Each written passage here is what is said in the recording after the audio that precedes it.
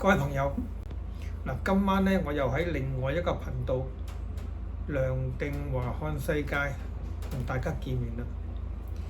嗱，其實我呢個頻道我係好關注社會，好關注一切，亦都將我自己嘅心態咧講出嚟。嗱，衣食住行係我哋必須㗎啦。咁好，咁講到衣食住行咧，今晚我係講下行先。近期嘅最熱門話題咧，就係的士同呢個網約車個一個競爭，而網約車嘅合法化咧，喺不久將來咧將會成為事實嘅。我今晚先由的士講起先。嗱，大家都知道咧，我以前咧係擁有兩部的士嘅，咁但係我呢兩部的士咧都賣咗啦。喺500幾萬嘅時間賣嘅，喂，咁500幾萬賣，而家留底，喂，實賺300幾嘅喎，實賺㗎嚇。如果我而家留底，但我都未留，睇定啲先。咁點解我會買咗啲的士賣得咁醒目咧？喺500幾嘅時候賣晒咧咁。嗱，其實咧最主要嘅原因就係個的士代理商出現咗問題，出現啲咩問題啊？就係個誠信，呢個的士商嘅誠信出現咗問題嘅時間咧，就導致我將啲的士賣晒。嗱，我曾經有2個的士商咧幫我做過代理人嘅。咁第一個的士商咧就係我馬主，亦都過咗身啦。咁無謂再提啦。咁當其時佢犯咗有咩錯誤咧，令到我對佢失望而將啲的士轉倉一樣拉倉，的士都拉倉喎，好似馬咁啫嘛。你做得好嘅，咁我俾你幫我代理幫我做咯；你做得唔好嘅，我咪拉倉咯，賣埋佢咯。好，咁咧佢就負責幫我簽約啊嚇，就做代理商。咁每個月就俾翻幾多錢我咁樣嘅。嗱，呢個大家好簡單嘅啫喎。咁日租幾多錢咪乘翻30日咯，或者31日咯，咪俾翻我咯。咁但係咧1個月咧，佢拖咗我1個月之後，又拖我1個月，咁總共拖咗我2個月就冇俾。咁當我追佢嘅時間咧，佢就話咧揸的士嗰個欠咗佢嘅，揸的士嗰個咧就話咩媽媽病啊，即係唔好講佢老母啦嚇，話佢阿媽病，咁託水龍。咁但係呢個事件與我無關喎，佢唔可以將嗰個的士司機阿媽病而爭我錢而轉嫁落我身上㗎嘛。好，咁唯一辦法轉倉啦。咁轉咧就轉第2個的士商咧，都係馬主嚟嘅。咁呢個的士商，呢個馬主的士商就好大間嘅字號。咁好啦，就信佢咯，又嚟一次。咁呢一次咧，又係代理一切啦嚇，就半個月俾間租我啦咁。咁咧，咁當其時我就200-300萬，可能唔記得幾多錢啦，就買嘅，即係由夾嗰間咧就200零萬買嘅啫。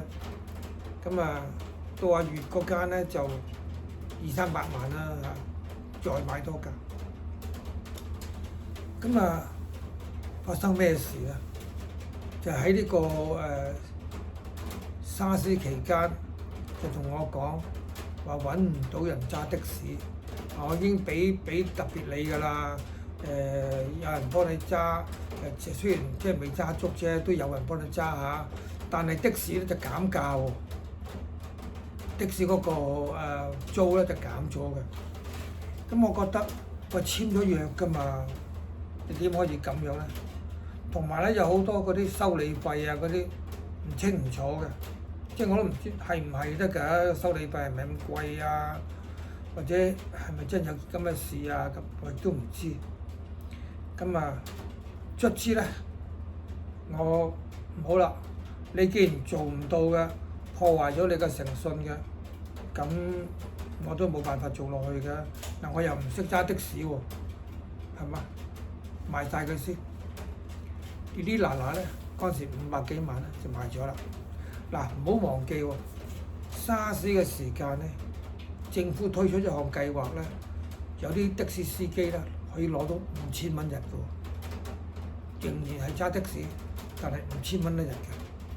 嗱，咁點解我架車又唔可以做呢啲咧？點解佢唔幫我架車申請咗呢一啲先咧？嗱，呢啲又係導致我懷疑㗎啦。喂，究竟政府俾嘅錢落咗邊個人嘅袋啊？嗱，所以而家政府唔幫的士，唔幫的士商，都唔係即係冇晒原因嘅。好啦，亦都係因為咁，我賣完之後咧，我見到的士咧不斷咁樣跌價喎，一路係咁跌。咦？如果我係留底嘅之話，咁咪賺緊？呢個社會唔可以冇的士嘅喎。呢個社會而家咁現代化，冇的士咪好慘。香港750萬人聚居喺1118平方公里，即係連埋大嶼山、連埋新界、連埋離島、連埋香港本土，都係1118公里啫。750萬人點樣解決佢嘅生活咧？交通下我講，咁我覺得咧的士咧係有一個需求嘅。嗱，好似今晚落緊雨，黃雨，你知啦，歸家心切，咁啊唔好理佢咩車啦，唔好理佢呢架係大牛龜、小路寶乜都好啦，總之有車就上，呢個係自然㗎嘛。好，咁我咧就決定咧，就喺不久將來咧，或者會趁低吸納。講明喎，趁低吸納喎，唔會話因為話個的士仲係晾住啊咁樣我就會買喎，對唔住，趁低吸納我就會。好，咁講咗的士咁多樣嘢出嚟啦，咁我點啊？自己學翻咯，咁我就學埋揸的士添，我已經攞咗的士牌啦。點解咧？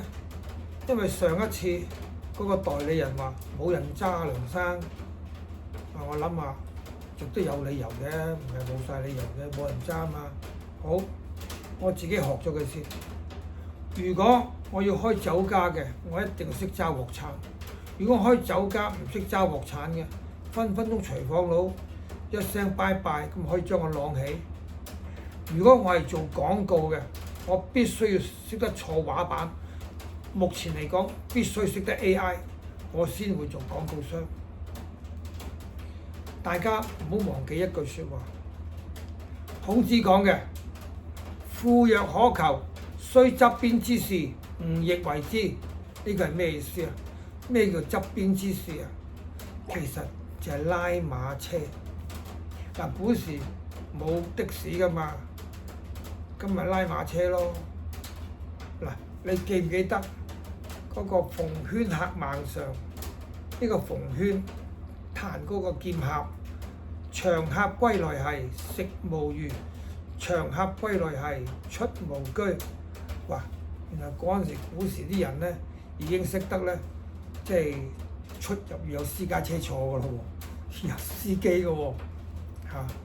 咁啊，所以咧，我覺得喺交通方面，的士係一個必須嘅，尤其是風風雨雨、大時大節。你話拖男帶女出街，你話冇一啲入手啊，都幾辛苦。叫 Uber 唔係唔得，你等下先啦。喂，唔係你即 call 即有嘅噃，你 call 咗上台，亦都要等。當然廣告就話耐心啲。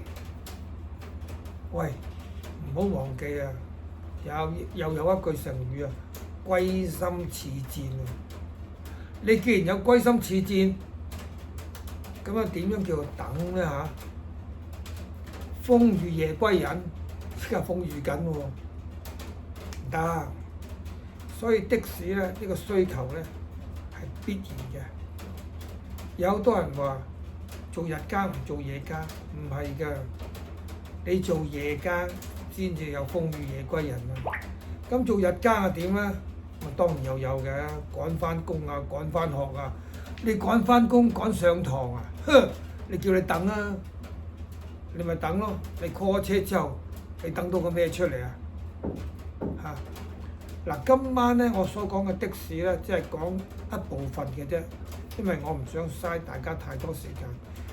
淨係的士呢個行業，我可以同大家有幾集咧去分析，去將一個我曾經買過的士啦，咁亦都可以叫做一個的士交通行業嘅投資者。而家我學埋揸啦，我亦都揸過一個短時期幾日都好啦，你唔好理我啊嚇，幾日我都要即係知道個實際情況係點，我先至會再入唔入市。都揸過下啦，我然後話俾大家聽呢個的士嘅實際情況。嗱，今晚呢一集去到呢一度，你哋期待我講下一集嘅情況俾大家知道。多謝各位。